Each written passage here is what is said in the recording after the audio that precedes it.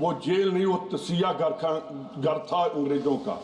मैं कामागाटा मारू जो जहाज चला बाबा सोन सिंह बकना के बाद, उसी जहाज में शहीद उधम सिंह थे, सरदार उधम सिंह।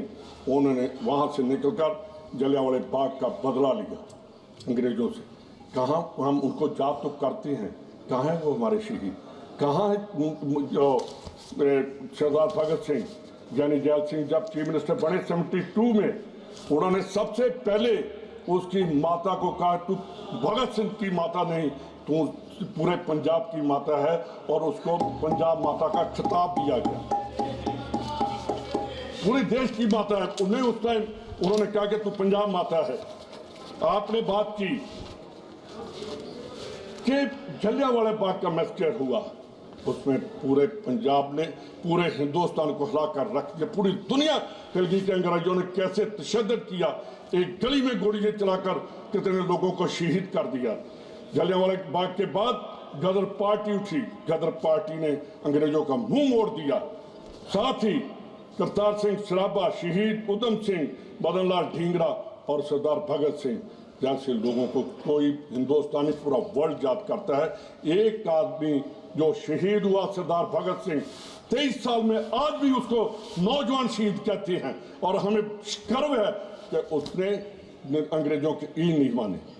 पंजाब में इतने, आप कभी किसी भी जिले में चले जाओ, जहां उड़ के जाकर हम जब फोटो देखते हैं, हमें फख्र होता है कि इन लोगों की वजह से हम आज हिंदुस्तान में सांस ले रहे हैं और आज़ादी का आनंद मान रहे हैं।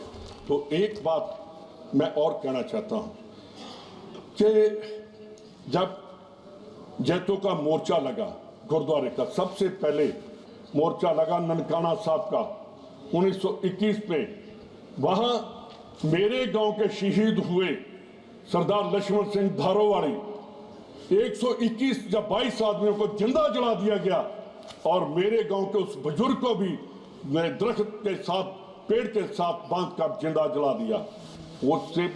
उसके बाद ये आज़ादी की लहर और प्रचंड हुई। तो उसमें जब जैतों का मोर्चा लगा तो वहां सरदार पंडित जवाहरलाल नेहरू ने जाकर उस गुरुद्वारे में जाकर पंजाबियों की तरफ से गिरफ्तारी दी और वहां जेल में रहे। उसके बाद गुरु के बाग का मोर्चा लगा, चाबियों का मोर्चा बोलते हैं उसे, कि वो लगा तो महात्मा गांधी ने उस तरह टेलीग्राम थी, जिस उस मोर्चे को हमने अंग्रेजों से वापस लिया गुरुद्वारों को, तो महात्मा गांधी की टेलीग्राम गई सिख लीडरों को कि हमने आज़ादी की पहली लड़ाई आज जीत ली है। तो आप कहना क्या चाहते हैं?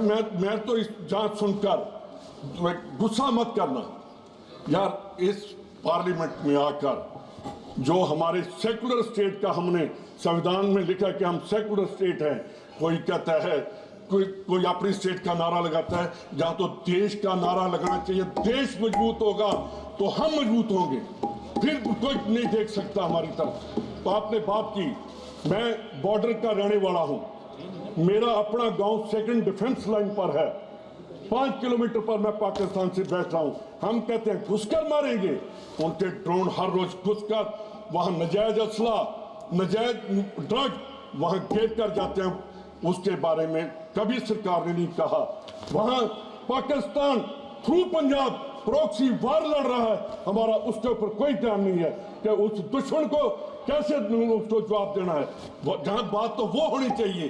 कोई कहता है कि क्या हो गया, कोई कहते हैं ऐसे हो गया। मैं एक बात पूछना चाहता हूं कि 47 का अगर सबसे ज्यादा किसी का नुकसान हुआ तो वो हमारा हुआ, पंजाब का हुआ। वहां से कटी हुई ट्रेन आती थी पाकिस्तान से, और जो डेरा बाबा नानक रेलवे स्टेशन है वो खून से भरा हुआ था। वहां पूरे की पूरी ट्रेन, एक नहीं 5 ट्रेन जो है वहां पहुंची। तो अगर बारिश और तूफान ना आता तो वहां और बीमारियां फैल जाती। सभी दरिया रावी में वो जो डेड बॉडीज थी वो बहकर चली गई। उसके बाद 65 आया, वहां फिर हिंदुस्तान ने जीत प्राप्त की और नारा दिया लाल बहादुर शास्त्री ने, जय जवान जय किसान का। आज जवान भी खत्म हो गया, किसान भी हमने खत्म कर दिया। 71 की बार आई, फिर लड़ाई हुई। इंदिरा गांधी ने पाकिस्तान के 2 टुकड़े कर दिए, उसके बाद उनकी जरूरत नहीं हुई पंजाब में हिंदुस्तान के साथ लड़ाई करने की। तो हम कहते किया क्या इन सालों में?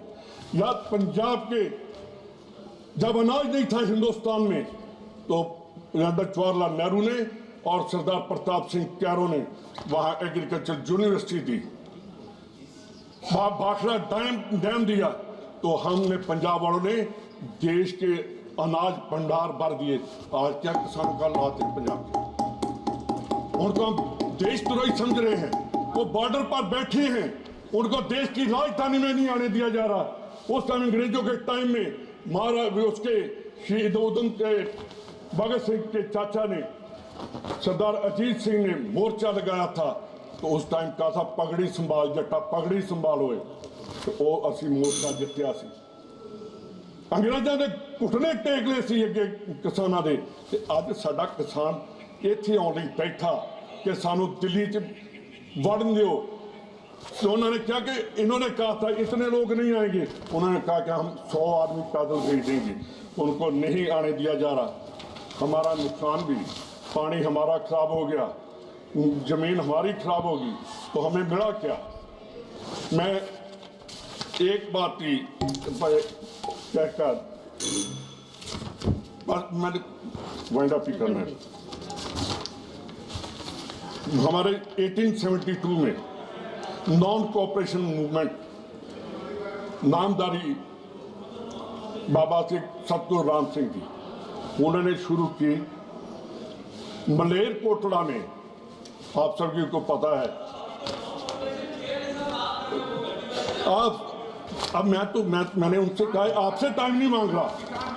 शेखावत जी, आप पंजाब के प्रभारी रहे, थोड़ी हिस्ट्री सुन लीजिए। वहां अंग्रेजों ने तोपों के साथ जो वहां पीसफुल प्रोसेशन कर रहे थे उनको उड़ा दिया। एक 13 साल का लड़का, उसका वो रेंज में नहीं आ रहा था तोप की, उसने ईंटें लगाई और कहा कि अब अंग्रेज मैं तेरी रेंज में आ रहा हूं, मेरे को गोली मार, और वो भी शहादत उसकी हुई। मैं गुरु नानक साहब का एक श्लोक है वो बोलकर मैं अपना कदम करूंगा। आसा महला पहला, खुरासान खसमाना किया हिंदुस्तान टाया, एती मार पई कर लाने तैं की दर्द ना आया।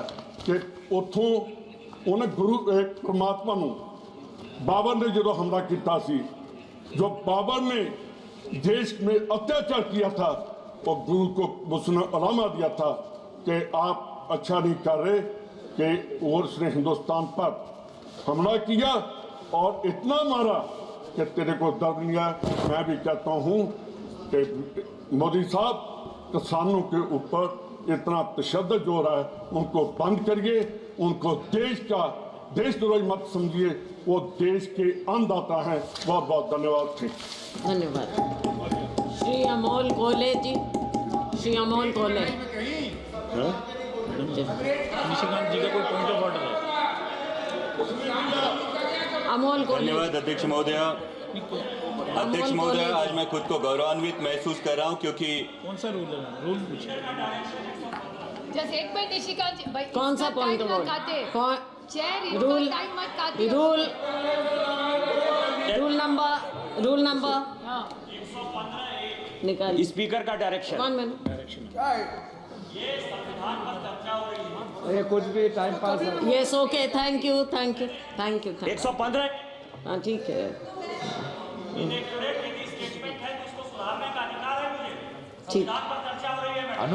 ठीक है, स्पीकर साहब देखेंगे। आइए अमोल कॉलेज। Thank you. धन्यवाद अध्यक्ष महोदय। अमोल कॉलेज, स्पीकर साहब देख लेंगे जो आपने कहा है। स्पीकर साहब देखेंगे जो आपने कहा है, ठीक है। धन्यवाद अध्यक्ष महोदय। अध्यक्ष महोदय, आज मैं खुद को गौरवान्वित महसूस कर रहा हूं क्योंकि आज मुझे एक ऐसे please bring house in order. Amol, speaker साहब देख लेंगे।